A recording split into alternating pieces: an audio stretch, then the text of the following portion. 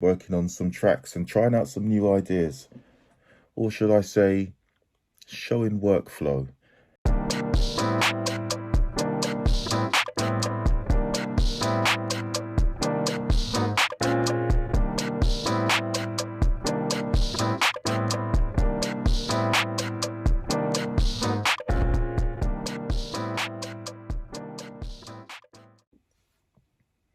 Hey guys, another edition.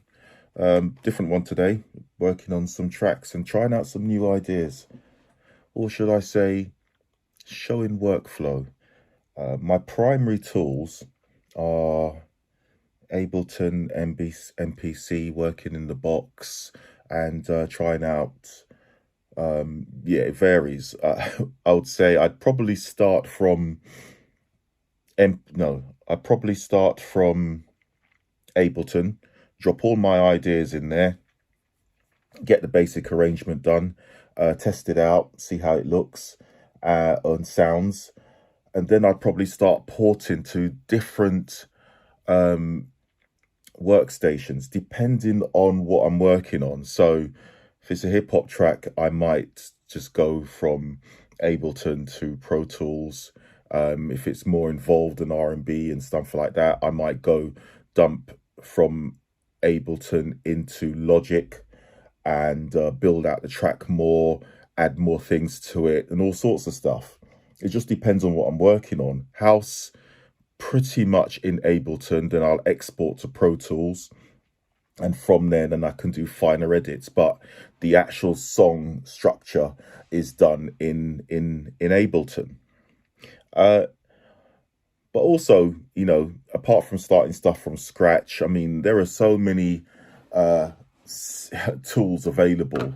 We've got a Loop Cloud for sounds. We've got Splice. We have, what else is it? Tracklib. I had Tracklib. I've ended my subscription for the moment, but I'll probably come back to it. Not because of anything that they've done. It's great. I mean, I've been on there, in terms of sounds, being able to sample actual records and stuff. I just thought I'd leave it for a minute, let their catalog build up, and then come back to it. Because I found that I was digging really deep to find the things that I was after, whereas I could find the sounds I wanted for the tracks that I wanted to put together faster in Loop Cloud and Splice. So those, when it comes to just getting bits and pieces and stuff like that, or getting ideas going, then I'll generally touch on Splice or Loop Cloud and see what's going on there and play around with those sounds. Now, some of them might end up being replaced, or you'll go off in a different direction and end up doing something completely different, and it might trigger ideas. I tend to, let's see, I should bring something up at the moment. I will I'll collect all my sounds in advance. If I'm thinking of maybe 2 or 3 projects that I'm going to be working on at any given point in time, and then I'll just start to run through the ideas that I've collected to see where I'm at. So I might be doing a deep house track or Afro house. So I'll collect the sounds related to that. Then I'll start to play around with it, take it, splice them, split them up, and chop them up, and then start playing things on top of them. And some of those sounds might get replaced in the end because of the direction that I've gone in. It may not be, they might start off with the idea, but I'll end up putting my stuff on top of it. Or I'll take a loop, chop it up, take out the notes, rearrange it, and then play it back completely different because I've gone for the sound as opposed to the loop. So the loop might have gone, it might have attracted me and gone, oh, I really like that loop. That's a nice loop. Then I'll take it, chop it up, and then replay it completely different. And just as you used to do with the original samplers and all that kind of stuff. So I'd end up replaying it. It'll sound completely different to the original loop, what was there. I've just taken the sound and used that as my source of inspiration, and then rearranged and written a completely different pattern on top of it. And then the original loop, I'll just mute it out or just leave it in the background. No, not even leaving it in the background because it wouldn't fit anymore. Just take it out completely, and that's it. So I tend to find loops in things like Loop Cloud and Splice as my starting point to get the idea. And then I find that I gravitate towards a particular sound. Then I'll take that sound, chop it up, and then replay it completely different based on the notes, based on the key that it's in and stuff like that, and then do something different. I'm playing around with some ideas at the moment. I just thought I'd show you some of my workflow and see if I can bring this round here. Hang on a sec. I need to get a decent tripod stand or something. I don't know if that can zoom in or not, but hey, can't see me too much now. But I'm trying to stay in the picture. Let's see what we can do there. And so I've got something playing at the moment. Let's have a quick peep at it. And these are so I've got what's called a pop template. And what I did, I just went through, picked out sounds in Loop Cloud and Splice, and just put them in and just see how they sounded together. And yeah, just for fun, to get the ideas going. And I thought, interesting combo. So in this case, I think I had, let's save this. I'd created a drum loop through the MPC to go along with it. So I'm just going to save that and come out of the MPC modes because I'm using my Renaissance. Oh yeah, shout out to my Renaissance working again. There you go. I know I have the MPC X, and yes, it is working at the moment, but it's not here. It's at home. It's in the home studio, Mindlab Studio Floor 4. And at the moment, as you can see, I've got Ableton there. I've got Live running out there. But I just wanted something, it's not really a pop track, but the sounds can build towards it. But suddenly I went off in this direction of a down tempo track. So let's see what, let me just do a plugin and go for VST, MPC, drag that in.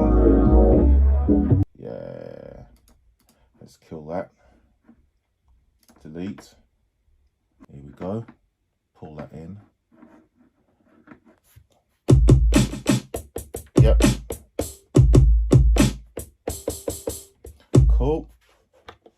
Doesn't play, obviously. Now, I wish, this is a weird one. Now, and I was watching a video on this the other day where once you go into once you drag MPC virtual into live, then you lose control of the physical hardware, and it's all controlled via the main source, which is in this case live. Oh yeah, okay. So I created this beat. Now I know there's an easier way of doing it. I'm gonna just pick the camera up for a second.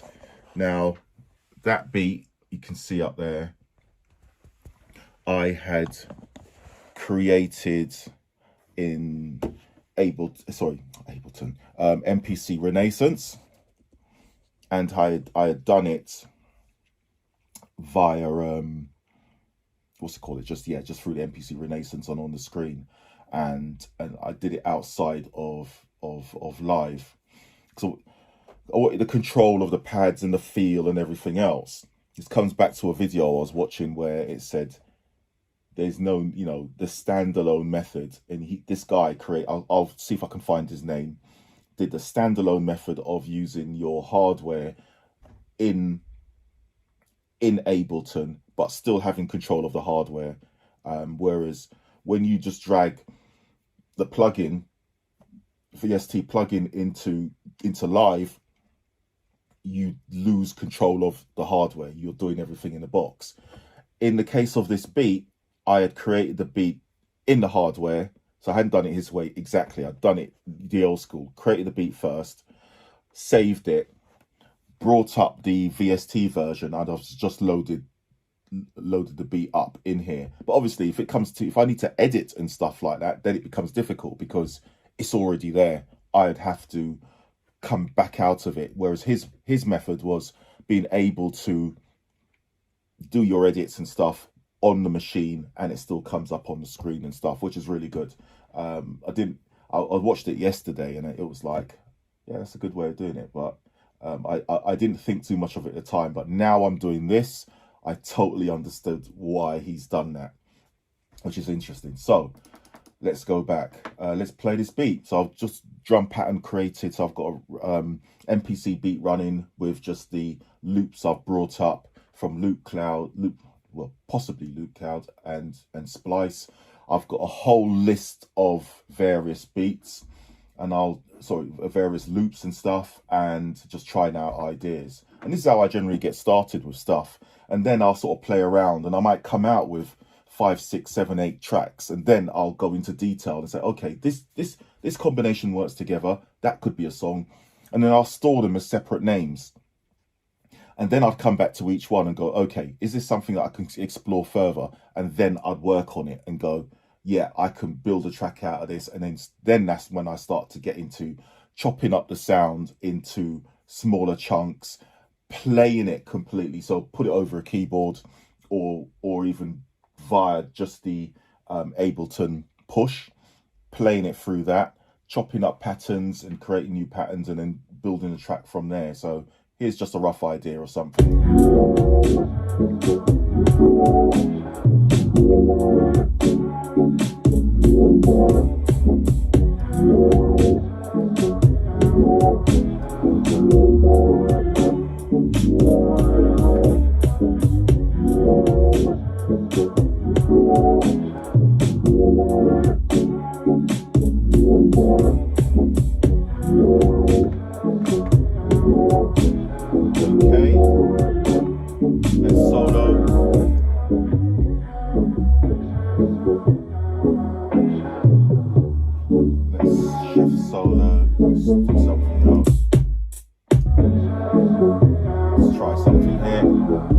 How it sounds with just isolated parts.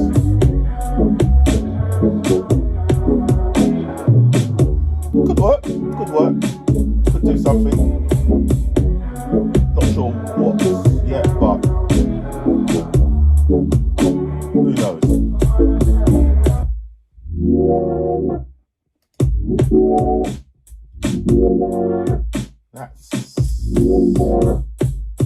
It might take a bit of work.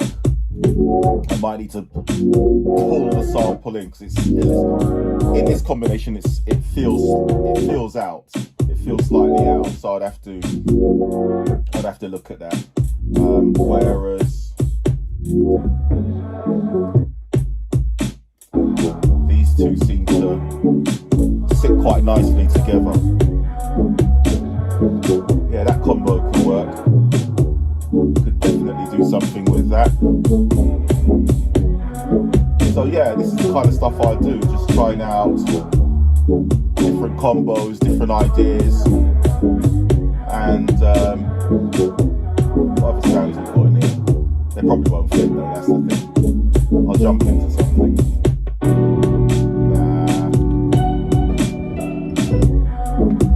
Here you go. So yeah, I've got a ton of samples going on here, and I'll just pick out the ones I want to use. So that's it. That's all I'm going to... Yeah, so just wanted to show you just my particular workflow and the sort of way that I will play around with tracks and get ideas going and stuff, and that's it. So everyone's got their own workflow. That seems to work quite quickly for me. If someone says, "Oh, I want a track or what a remix or something like that," then I can say, "Okay, what kind of style are you after? What is it that you're looking to achieve?" And then I can go into particular workflow. So I'll have particular styles already set up. But I do mix and match them. Just because something says, "Oh, it's a pop particular scenario," doesn't mean all the sounds will be poppy. I'm choosing what is great for that particular remix, for that particular track, or that combination, or anything that I'm doing, depending on the project. So yeah, there you go. Just a bit of fun and games today, really. Just want to show you something slightly different, and what's going on in the studio at the moment. So, all right, have fun, have a great day. I will bring down some other tools down here. Oh, I shouldn't call them tools. Drum machines, samplers, mixers, all that kind of stuff, and do different combos to see how they work. I've still got to do some reviews on equipment. I've got my S2400, which is at home at the moment. I've been playing around with it. I want to bring that in. I had a question. Someone asked me a question about using MIDI, or the utilization of MIDI on the S2400, and I thought, interesting, because I haven't got that far into it yet. I've just been playing around with the drum sounds and stuff like that. So I'm probably going to tackle that question. So I haven't got his name to hand, but I will look at that, and that's probably a good one to try out, see how MIDI works. So I'll probably bring it in, replace the MPC Renaissance with the S2400, and hook it up and just get some MIDI going, and see what happens from there. And yeah, see if I can replicate some of the concerns that have been raised. All right, have fun, have a great week, and I shall see you soon. See you later. Bye. Oh yeah, don't forget to hit like, subscribe, and all the good stuff. It just shows that people are interested, watching, and yeah, any queries, comments, or anything like that, let's continue this journey and have a good chat. All right, guys, see you later. Bye.